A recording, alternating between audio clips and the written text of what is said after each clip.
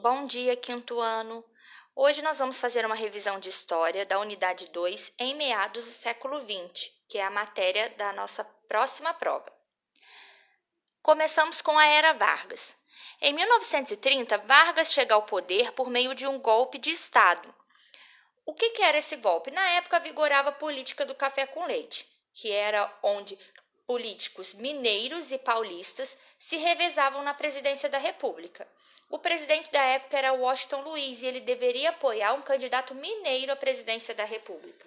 Só que ele apoia o candidato paulista Júlio Prestes, e isso provoca uma revolta dos políticos mineiros, que então eles se aliam ao candidato da oposição, que era Getúlio Vargas. E como já era esperado, Júlio Prestes ganha a eleição presidencial. Só que a oposição alega que houve uma fraude nessas eleições. E aí, junto com o grupo militar e com o apoio popular, eles tiram o presidente Washington Luiz do poder e impedem que Júlio Prestes tome posse da presidência da República. E como Getúlio Vargas era um dos líderes do movimento de oposição, ele é empossado como presidente para governar temporariamente. Algumas características gerais do seu governo é a centralização do poder, autoritarismo, industrialização e trabalhismo. E aí se inicia o governo provisório de Getúlio Vargas. E aí no governo ocorre a crise de 1929 que impacta no café brasileiro. O que foi a crise? Foi a queda da Bolsa de Valores de Nova York, que houve a falência de empresas e a demissão de muitas pessoas nos Estados Unidos. Isso impactou a diminuição do consumo nos Estados Unidos. Muitas pessoas desempregadas estavam consumindo menos, então consumiam também o menos o café brasileiro. Isso faz com que haja uma diminuição da importação do café brasileiro. Vargas então manda queimar toneladas de café e proíbe o aumento da produção. Por que ele toma essa medida? Ele tinha o objetivo de diminuir o prejuízo que eles iam ter, com a venda desse café. E também para manter o preço, não ter que abaixar o preço do café. Começa então o governo provisório. Vargas então toma várias medidas centralizadoras, tenta centralizar o poder em suas mãos. Ele suspende a Constituição de 1891, limita o poder dos estados. Os estados já não tinham mais tanta autonomia para tomar as decisões.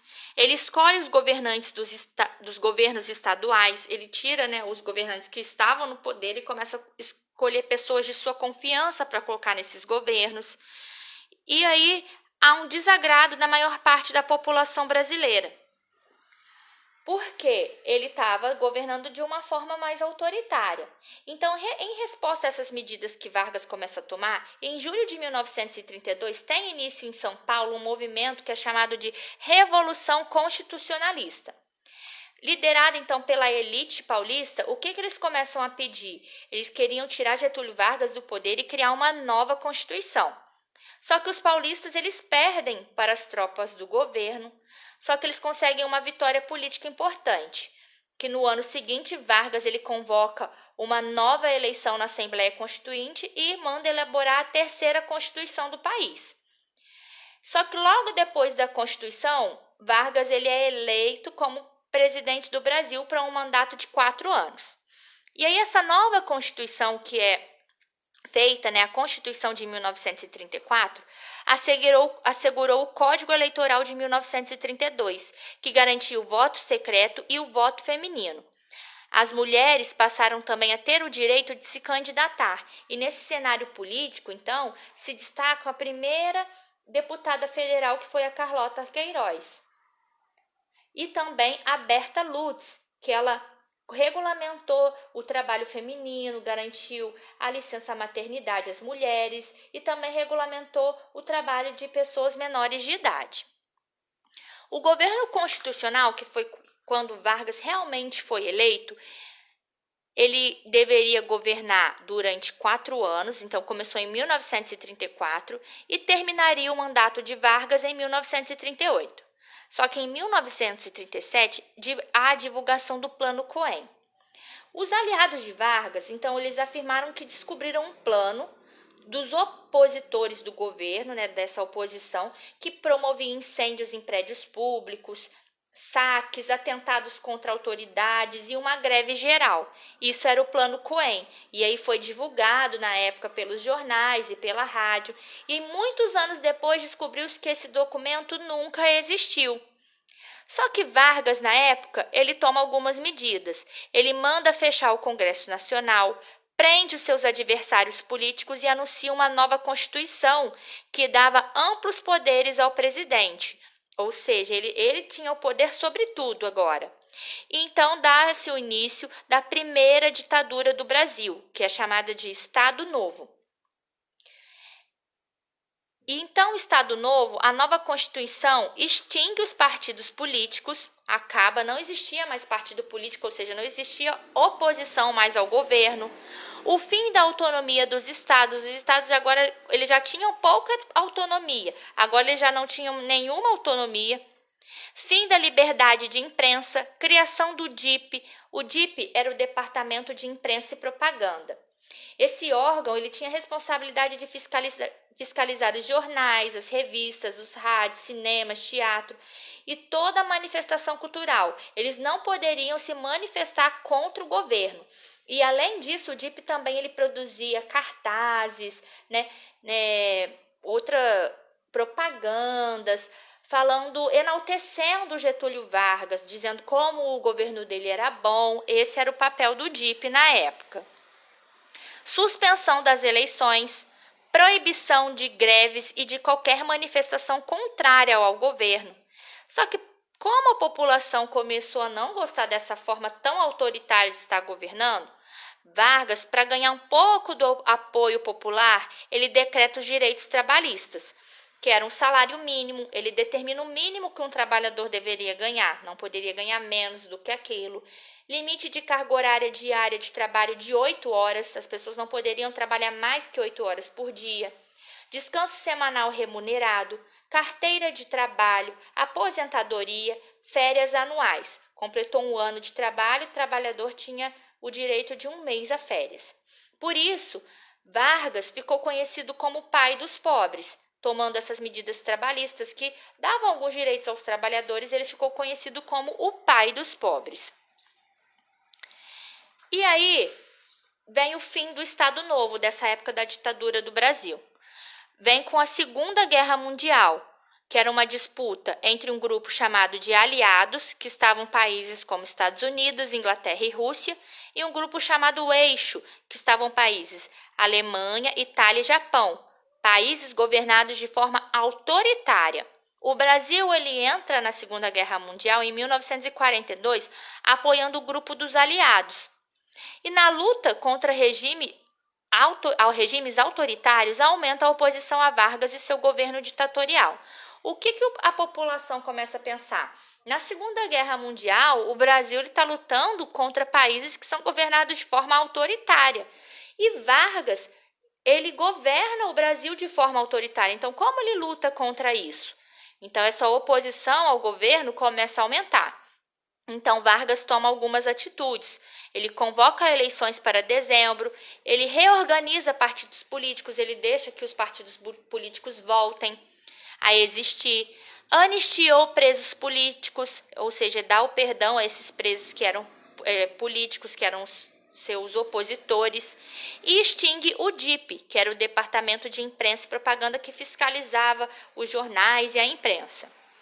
Durante essas eleições, vem um movimento popular chamado queremismo. Queremos Getúlio. Era um movimento que defendia que Getúlio Vargas continuasse no poder. Só que os opositores, eles viram nesse movimento, suspeitaram de uma nova tentativa de golpe. Então, em 29 de outubro, eles depuseram Vargas da presidência. Eles tiram Vargas da presidência. Quem assume é o presidente do Supremo Tribunal Federal, José Linhares. Ele assume até as eleições. E nessa eleição de dezembro de 1945, quem ganha essa eleição é Eurico Gaspar Dutra. E aí nós vamos começar a República Populista. Quais são as principais características da República Populista? O carisma, as atitudes paternalistas e autoritárias. E agora nós vamos ver então alguns presidentes deste período e suas realizações. Então, quem ganha essa eleição logo depois que tiram Vargas do poder é o Eurico Gaspar Dutra. Em seu governo foi elaborada uma nova Constituição, construída a rodovia Rio-São Paulo. Então, a Dutra, que passa aqui até pela nossa cidade de Barra Mansa, liga a cidade de São Paulo até a cidade do Rio de Janeiro. Foi construída na época de Eurico Gaspar Dutra, por isso recebeu o nome de Dutra. E também inaugurada a hidrelétrica de Paulo Afonso.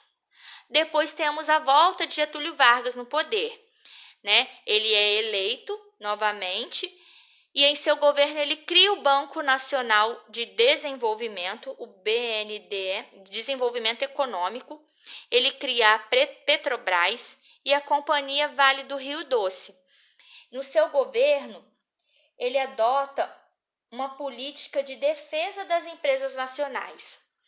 E depois, com a morte de Getúlio Vargas, quem entra no poder é o seu vice, João Café Filho. E aí ele só termina o mandato, que seria de Vargas. Depois vem Juscelino Kubitschek. Uma das principais realizações foi a construção da nova capital do país, Brasília. E o lema de Juscelino era 50 anos em 5, pois ele pretendia acelerar o desenvolvimento brasileiro, realizando em 5 anos o que levaria 50 anos para ser feito. Então, ele queria que fosse rápido. Depois temos Jânio Quadros, né? Sua principal proposta era varrer a corrupção e acabar com a inflação. E aí nós vamos ver agora como ocorreu a transferência da capital para Brasília.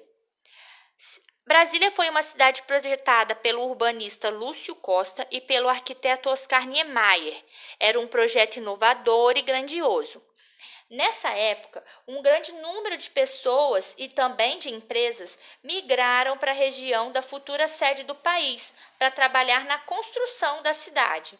E aí surgiram novos bairros. Mais tarde, esses bairros eles se desenvolveram e se tornaram cidades satélites. Então, houve muitas transformações urbanas. Durante esse período da República Populista, essas transformações então se intensificaram, principalmente as relacionadas à urbanização, porque a população começa a aumentar e principalmente a população das grandes zonas urbanas começa a aumentar. A industrialização se fortalece principalmente na região sudeste do Brasil, o que colaborou para o crescimento das cidades da região sudeste. E aí ocorre o êxodo rural. O êxodo rural é quando as pessoas passam a sair das áreas rurais e vão para as áreas urbanas em busca de um trabalho melhor, melhor condição de vida. Esse fenômeno era chamado de êxodo rural. E aí, em 1940, nós vamos ver que a região centro-oeste era a menos urbanizada na época, e a região sudeste era mais urbanizada. Por isso que a região sudeste, né, era a que era mais industrializada, onde tinham mais indústrias. Então, mais pessoas foram morar nessa região, por isso ela era mais urbanizada. Atualmente, a maior parte da população brasileira é urbana. A urbanização melhorou as condições de vida da população, mas também trouxe alguns problemas. As pessoas começaram a construir casas em lugares irregulares, onde não poderiam ser construídas, aumentou a poluição, não tinha um transporte público de qualidade e também aumentou o número de enchentes. As pessoas elas começaram a construir em áreas irregulares, perto de rios, e aí quando chovia muito, ocorriam as enchentes. Desenvolvimento industrial e tecnológico. O estado de São Paulo concentrou o maior parque industrial do país. O estado, então, começou a investir muito em projetos de infraestrutura. O que eram esses projetos? Eles começaram a melhorar as ferrovias, as estradas, os portos e os aeroportos. Por quê? Era a forma como os produtos das indústrias se locomoviam, era através das rodovias, ferrovias, aeroportos. Então, para melhorar essa locomoção, dessas mercadorias de uma indústria para outra, teve que haver uma melhora dessa infraestrutura. A nova elite econômica, né? Antigamente, a elite econômica eram quem? Os fazendeiros de café, que ficavam na zona rural. Agora, a nova elite econômica era composta por empresários, industriais, grandes comerciantes, banqueiros e etc. E todos estavam concentrados nas grandes cidades, ou seja, na zona urbana. A classe média aumentou em número, cresceu, muitas pessoas agora eram da classe média e tinham um poder aquisitivo também maior. Eles começaram a consumir mais produtos e novos produtos, e isso fez com que se desenvolvessem novas indústrias. Então, quinto ano, essa é a nossa matéria da prova de semana que vem. Também está indo um dever de revisão e fixação sobre a prova. Façam com bastante atenção. Beijos!